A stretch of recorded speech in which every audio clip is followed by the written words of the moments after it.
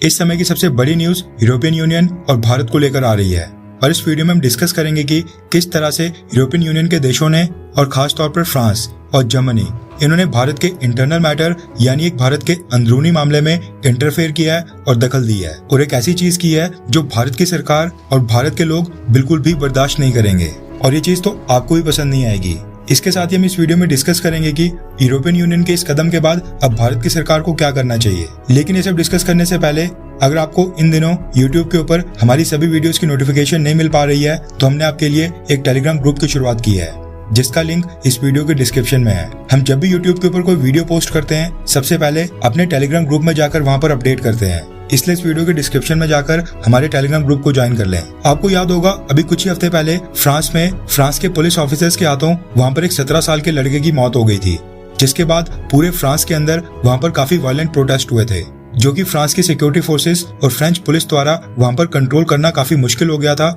और उनके द्वारा कंट्रोल नहीं हो पा रहे थे। और एक समय ऐसा आ गया था जब फ्रांस के अंदर बिल्कुल सिविल वॉर लाइक कंडीशंस हो गई थी। लेकिन इसके बावजूद भारत सरकार के किसी भी लो रैंक के ऑफिसर ने इस पूरी कंडीशन के ऊपर, इस पूरे घटनाक्रम के ऊपर एक भी कमेंट नहीं किया था। फिर भारत की पार्लियामेंट के अंदर इस चीज को डिस्कस करना तो दूर की बात है। सेम इसी तरह से स्वीडन के अंदर भी आपने देखा कि वहां पर कुरान बर्निंग का एक इंसिडेंट हुआ था, जिसके बाद न सिर्फ यूरोप बल्कि पूरी दुनिया में जितने भी मुस्लिम कंट्रीज थी वहां पर स्वीडन के खिलाफ काफी वायलेंट प्रोटेस्ट हुए। मुस्लिम समुदाय के लोगों ने इसके ऊपर काफी विरोध प्रदर्शन किया और अपनी नाराजगी जताई। लेकिन इसके बावजूद भारत की सरकार ने स्वीडन में जो कुछ भी हुआ उसके ऊपर एक कमेंट भी नहीं किया। मसला यहाँ पर यह है कि भारत कभी भी किसी भी देश के इंटरनल मैटर्स यानी किसी भी देश के अंदरूनी मामले में बिल्कुल भी दखल नहीं देता है, फिर चाहे वो एशिया की कोई कंट्री हो, मिडिल ईस्ट की कोई कंट्री हो, या फिर यूरोप, या फिर नॉर्थ अमेरिका, या फिर साउथ अमेरिका। भारत सरकार की एक साफ पॉलिसी रही है कि हम किसी भी बाहरी देश के अंदरूनी मामले में बिल्कुल भी दखल नहीं देंगे। लेकिन ये जितने भी यूरोपियन देश हैं और ये जितने भी नॉर्थ अमेरिकन कंट्रीज हैं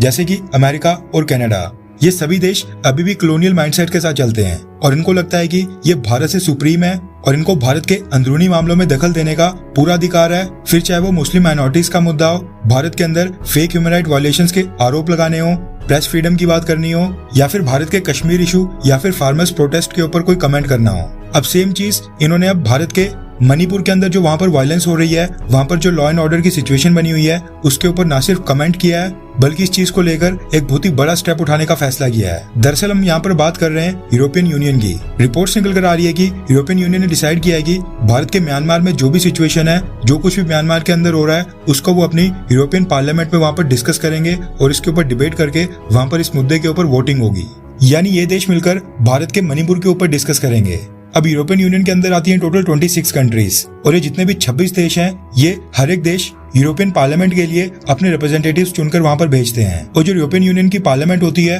उसमें कुल 704 मेंबर्स होते हैं, जो उसके बाद यूरोपियन यूनियन का एक प्रेसिडेंट चुनते हैं। अब जब यूनाइटेड किंगडम यानी कि ब्रिटेन यूरोपियन यूनियन का हिस्सा हुआ करता था, उससे पहले यूरोपियन यूनियन में 751 सीट्स थी। लेकिन अब यूके के बाहर निकलने के बाद यूरोपियन यूनियन में कुल 704 मेंबर्स हैं। अब जो कोई भी लॉ या फिर बजट का कोई डिसीजन लेना होता है या फिर फॉरेन पॉलिसी या फिर इकोनॉमिक पॉलिसी को लेकर कोई भी डिसीजन लेना होता है, वो इसी यूरोपियन पार्लियामेंट में ही बनता है, जिसको फिर यूरोपियन यूनियन के सभी देश फॉलो करते हैं। अब इसी तरह से यूरोपियन यूनियन की पार्लियामेंट ने फॉरेन पॉलिसी को लेकर एक बहुत ही बड़ा डिसीजन लेते हुए ये फैसला किया है कि जो भारत के मणिपुर के अंदर सिचुएशन बन रही है उसको वो अपनी पार्लियामेंट में डिस्कस करेंगे, क्योंकि वो भारत के मणिपुर में ह्यूमन राइट वायलेशंस को लेकर काफी चिंतित है और इस चीज को लेकर काफी कंसर्न्ड है। इसलिए वो इसको लेकर यूरोपियन यूनियन की पार्लियामेंट में एक अर्जेंट सेशन करेंगे। अब इसके बाद होगा क्या कि यूरोपियन यूनियन के अंदर वहां पर एक डिबेट होगी मणिपुर वायलेंस के ऊपर, मणिपुर के अंदर जो भी लॉ एंड ऑर्डर सिचुएशन है, किस कारण से ये सिचुएशन बनी हुई है और आगे चलकर इसके क्या मायने हो सकते हैं, ये सारी चीजें यूरोपियन यूनियन की पार्लियामेंट में वहां पर डिस्कस होंगी।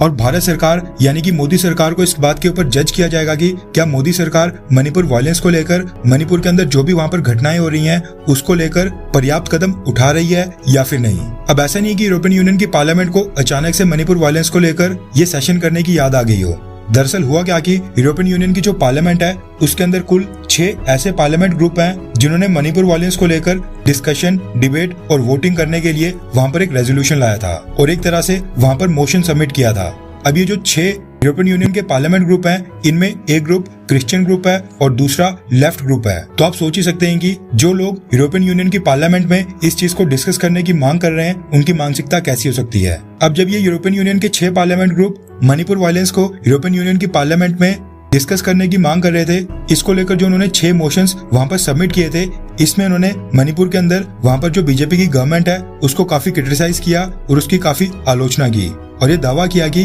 मणिपुर की बीजेपी की सरकार मणिपुर की सिचुएशन को बिल्कुल मिस हैंडल कर रही है और ठीक से संभाल नहीं पा रही है। इसके साथ ही मणिपुर के अंदर ह्यूमन राइट वायलेशंस के आरोप लगाए और मणिपुर की सिचुएशन को जम्मू कश्मीर की सिचुएशन के साथ कंपेयर करते हुए कहा कि जो भारत की सरकार जिस तरह से कश्मीर के अंदर अफस्पा एक्ट का इलीगल यूज करती है, ठीक उसी तरह से सिचुएशन मणिपुर में भी बनी हुई है। इसके साथ ही मणिपुर के अंदर जो वहां पर इंटरनेट शटडाउन किया गया है, यानी इंटरनेट को बंद किया गया है, इसको लेकर यूरोपियन यूनियन के 6 पार्लियामेंट ग्रुप ने यह दावा किया है कि भारत की सरकार फ्रीडम ऑफ एक्सप्रेशन और प्रेस फ्रीडम को वहां पर दबा रही है। अब जो यूरोपियन यूनियन की पार्लियामेंट में डिबेट होगी ये आज ही होने वाली है, यानी कि 12 तारीख को, और इस पूरे मुद्दे के ऊपर कल यानी 13 तारीख को यूरोपियन पार्लियामेंट में वहां पर वोटिंग होगी। अब मैं यहाँ पर ये नहीं कह रहा हूँ कि मणिपुर के अंदर जो सिचुएशन है उस चीज को हमको लाइटली लेना चाहिए, लेकिन दिक्कत ये है कि ये टोटली भारत का इंटरनल मैटर है, यानी भारत का अंदरूनी मामला है। इसलिए इसमें किसी भी बाहरी देश की दखल भारत सरकार को बिल्कुल भी बर्दाश्त नहीं करनी चाहिए। अब जो यूरोपियन यूनियन ने मणिपुर की वायलेंस को वहां पर डिस्कस और डिबेट करने का जो फैसला किया है, इसको लेकर मैंने कहा था कि फ्रांस और जर्मनी का इसमें सबसे बड़ा हाथ है। अब मैंने ऐसा इसलिए कहा क्योंकि ये जो यूरोपियन यूनियन की पार्लियामेंट है, यानी यूरोपियन पार्लियामेंट है, इसमें सबसे ज्यादा इन्फ्लुएंस फ्रांस और जर्मनी का ही है। यूरोपियन पार्लियामेंट के कुल 704 मेंबर्स में से फ्रांस और जर्मनी के सबसे ज्यादा मेंबर्स हैं। जर्मनी के 96 और फ्रांस के 89, यानी कि फ्रांस और जर्मनी अगर ये दोनों देश चाहते तो ये जो डिबेट, डिस्कशन और वोटिंग मणिपुर वायलेंस को लेकर यूरोपियन पार्लियामेंट के अंदर होगी, इस चीज को वो अवॉइड कर सकते थे, लेकिन इन दोनों देशों ने ऐसा नहीं किया। अब ये मुद्दा फ्रांस की पार्लियामेंट में वहां पर डिस्कस होगा। अब सवाल ये पैदा होता है कि भारत की सरकार यहाँ पर क्या कर सकती है। जो भारत के विदेश मंत्री हैं, यानी डॉक्टर अजय शंकर सर, उनको इस चीज को लेकर एक बोल्ड और एक क्लियर मैसेज यूरोपियन यूनियन को देना पड़ेगा कि वो भारत के इंटरनल मैटर में बिल्कुल भी दखल नहीं दे सकते हैं। और अगर उन्होंने ऐसा ही किया तो भारत भी फिर यूरोपियन यूनियन के देशों के जो इंटरनल मैटर्स होंगे उसको लेकर भारत भी आवाज उठाएगा। अब आप सोचिए कि मणिपुर के अंदर जो वायलेंस हो रही है उसको लेकर तो यूरोपियन कंट्रीज काफी चिंतित हो रही हैं, लेकिन जो पाकिस्तान और बांग्लादेश के अंदर वहां पर हिंदू धर्म के लोगों के खिलाफ जो उनके ऊपर हमले हो रहे हैं, हिंदू धर्म के लोगों को टारगेट किया जा रहा है, उनके मंदिरों और मूर्तियों को तोड़ा जा रहा है, उस चीज को लेकर यूरोपियन यूनियन की पार्लियामेंट कभी भी इमरजेंसी और अर्जेंट सेशन कभी नहीं बुलाते हैं, ना ही उसके ऊपर डिस्कशन, डिबेट या फिर वोटिंग करते हैं।